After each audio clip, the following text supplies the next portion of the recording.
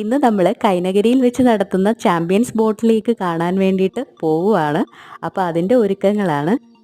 നമ്മളൊരു പൊതിച്ചോറൊക്കെ എടുക്കാമെന്ന് വിചാരിച്ചു.